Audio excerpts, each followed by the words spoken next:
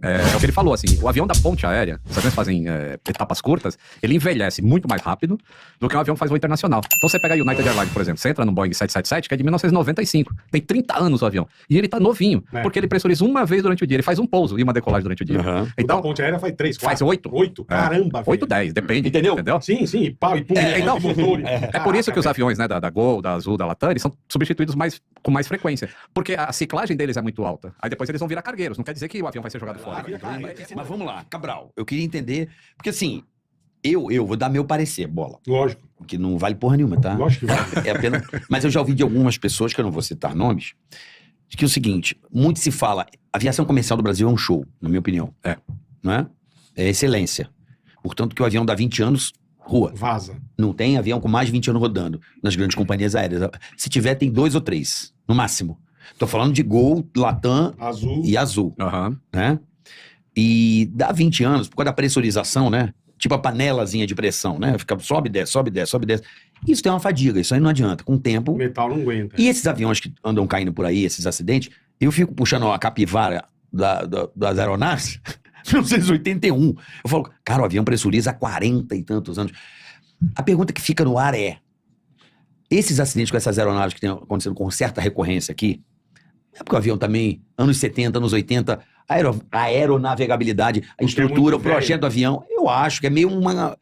Ah, mas o avião é novo. Cara, deu 20 anos pra mim... eu não sei. Eu não gostaria de voar no avião com mais de 20 anos. Carioca, ótimo questionamento, ótima pergunta. Eu acho que cabe a nós aqui esclarecer um pouco isso também. Né? A gente brinca que comandante de avião mais antigo, né, na verdade não é comandante, é sim um maestro, porque a cada pouso um concerto. Né? É igual o motorista do Opala, né? Exato. Cada parada que dá tem que dar uma arrumada. Exato, né? O Carioca, o Corcel dele vinha pra cá, nunca funcionava. Isso aí, mano. Mas você troca tudo. Não adianta. O projeto é antigo. Mas existe um negócio chamado aeronavegabilidade continuada. Tá? Então, isso é responsabilidade das oficinas de manutenção, de todo um programa de manutenção que mantém aquela aeronave aeronavegável.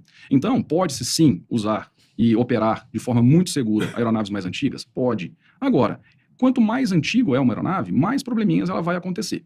E o que vale também colocar pra gente aqui é que uma grande maioria dos acidentes acontece com um fator humano contribuindo para muito, aquela ocorrência. Então, não só problemas mecânicos. Então, acontece, desde que mantido de forma correta, a gente pode manter aquele avião aeronavegável, e aí a gente vai poder falar, talvez, Carioca, eu venho mais pro lado da tecnologia embarcada. Quanto mais tecnologia embarcada, maior o número de proteções daquele voo, ele avisa com relação a outras aeronaves. A aeronave pode ser antiga, mas se o cara modernizar ali o painelzinho dele... Aí eu já vou mais na linha de comprar um mais novo. Tá, não ele vai adianta continuar sendo ali. um maestro e não comandante. Entendi. Ele vai ter mais trabalho. Ele continua tendo um trabalho. E essa coisa da pressurização? A pressurização, aí a gente vai falar com relação à fadiga, sim, de material. Existem todos os testes, aí o Lito vai poder acrescentar para a gente aí o conhecimento dele, todos os testes de líquido penetrante, todos os testes eventualmente até utilizando eletricidade para saber onde tem rachadura, alguma incidência de algum tipo de problema relacionado à fadiga de material. Então existem esses testes, eles acontecem de tempos em tempos ou de ciclos e ciclos. Você falou com relação à pressurização, eventualmente o avião faz uma ponte aérea de 40 minutos, ele fez um ciclo, ou seja, ele teve o motor aplicado a pleno, então aquele motor foi usado numa decolagem a pleno. Ainda mais ponte aérea que é tucho, né? Togou, né? Exato. É o toga. É isso aí. Toga total. Toga total, principalmente lá, porque a pista é curta, então tem que usar mesmo muita potência. Mesmo, toga tudo. E ele foi pressurizado num voo de 45 minutos. Eventualmente vai fazer um São Paulo-Manaus, ele vai ser pressurizado apenas uma vez, o motor foi usado para uma decolagem apenas uma vez, num voo de 3 horas e 20. Então, tudo isso é contado, número de ciclos, número de pressurizações. E a pancadinha na pista, não é nada, né? Depende pancadinha, do piloto. Eu só faço pouso manteiga. Aí, a minha humildade deixa... Você é aquele que a gente nem sente se pousou, não. É aquela do vara mais a lisa. A gente bota no meio da pista, mas tem que ser um pouso macio. Tem música que depois você quase cai pra coluna. Pelo amor de Deus. Tem umas pancadas, mano, que eu falo, vai pra manutenção na hora. Porra, tem que tocar o amortecedor na hora. Só pra falar desse negócio da idade, né? É o que ele falou, assim, o avião da ponte aérea, esses aviões fazem etapas curtas, ele envelhece muito mais rápido do que um avião que faz voo internacional. Então você pega a United Airlines, por exemplo, você entra no Boeing 777, que é de 1995, tem 30 anos o avião, e ele tá novinho, porque ele pressuriza uma vez durante o dia, ele faz um pouso e uma decolagem durante o dia. Aham. O da Então, ponte aérea faz 3, 4. faz 8. 8? Caramba, velho. 8, 10, depende. Entendeu? Sim, e pau, e pum, então, e motor. É por isso que os aviões, né, da Gol, da Azul, da Latam, eles são substituídos com mais frequência. Porque a ciclagem deles é muito alta. Aí depois eles vão virar cargueiros. Não quer dizer que o avião vai ser jogado fora. Vira carreira. Que se dane o cara que leva piloto que se Não, dane. não. Mas, Larga o sanhaço na mão. É que a carga, cara da carga, ó. é que a carga não reclama que o avião tá velho. Entendi. A carga só vai. Arranca tudo, joga lá Não dentro. entra no compliance, fala assim, vai lá no saque e reclamar que não tava legal o banco. Mas só pra eu entender, então. Tipo assim, existe uma vida útil de um avião? Existe. Você vai comprar um carro, a GM dá uma garantia lá Dá. de 2 anos no carro. Dá. O fabricante do avião ele te dá 60 mil ciclos. 60 60 mil? mil tá na garantia. 60 mil. Tá. Pressurização, motor, o cacete. É. Tá. A fuselagem, estrutura. Acabou 60 mil isso? ciclos. Acabou, aí você pode continuar voando. Tá. Mas aí aumenta muito o seu custo. Entendi. É por isso que as empresas vendem avião, porque para fazer a manutenção no avião de alta utilização, não compensa. Caríssimo. Caríssimo. É melhor, mais barato comprar avião novo. Entendi. Mas esses aviões da ponte aérea, eu fico olhando, eles já são mais meia-vida. Esses aviões de ponte aérea, não é? Vamos até desmistificar mais Vamos lá. uma. Mais uma, desmistifica. Tá, vamos lá. Nós temos um programa de manutenção nas linhas aéreas que coloca para fazer 3 dias de ponte aérea e 4 dias de Manaus. Então eles vão equilibrando Entendi. rotacionando, sim, rotacionando. e as horas de voo. Entendi. Então vai dando rotacionando para usar Pra o não deixar máximo, só para estender. na pauleira, né? Exato. Então Entendi. é muito comum vocês voando aí para Manaus, Recife, alguns voos mais longos, até um Brasília, tá uma aeronave que Faz ponte aérea. fazia ponte aérea. Entendi, faz uma rotaçãozinha. Exato. Inteligente, né? Inteligente, é tudo em software. Só Então, uma pergunta, os comandantes que fazem ponte aérea Rio e São Paulo por serem pistas mais curtas e densas, assim, de população, e o voo do Rio, que é super ali pelo Morro do Pasmado, que é mais complexo, aquele pouso ali em Botafogo de É Ferro. lindo, é Olha lá a carinha lindo. dele. Nossa, É lindo. aquilo É uma lindo, delícia. cara. Aquilo é uma delícia, né? Olha, é a aproximação mais linda do mundo. É.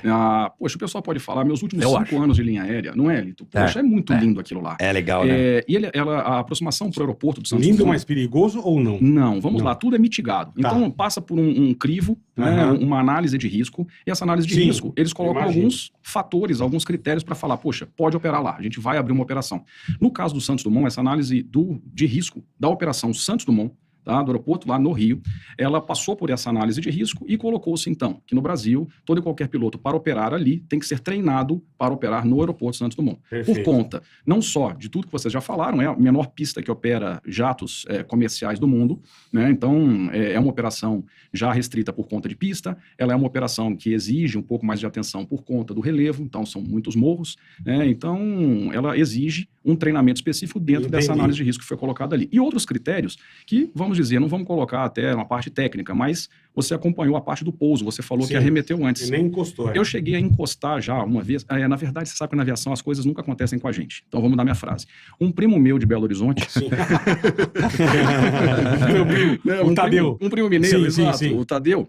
Ele veio para pouso lá na pista do Santos Dumont e tocou um pouquinho à frente dessa marca de toque. Tá. Tá? O avião já no chão, ele decidiu arremeter. Por quê? Porque é um critério que foi estabelecido pela própria companhia aérea. Perfeito. Então, quando a gente fala em manter uma padronização, ser sempre disciplinado na operação, traz para uma operação segura. Então, os passageiros, eventualmente, nem entenderam muito aquilo, porque o avião já estava no chão. Sim. Né? Mas naquele dia tivemos aí uns 125 cardiologistas bem satisfeitos Eu com o imagino, resultado. eu imagino. Que bom, que coisa boa. Porra. Mas Isso- assim, isso a é legal. tripulação, desculpa, a tripulação que faz a ponte aérea, Tem um treinamento não, específico. mas ela é a mais experiente ou não? Não é a mais experiente, é a Ela tem treinada. que ter o treinamento. O treinamento. Específico. E Isso. lá é só o comandante, né, que pousa. Exato. Lá é só Ah, o lá é só comandante. o comandante. Por exemplo, se o comandante passar mal, você saiu de São Paulo, tá indo pro Rio, o comandante passou mal, o copiloto vai pousar no Rio de Janeiro, ou no Galeão. Entendi. E não no Santos entendi. Dumont, porque ele não pode. Lá é Entendi. só comandante. Entendi. Olha aí, Exato. eu não E- sabia e- dessa. Isso é também não mitigação. Isso é mitigação Ó, que de risco. coisa, meu. É isso aí, exatamente. Mas tem uma lógica, óbvio, né?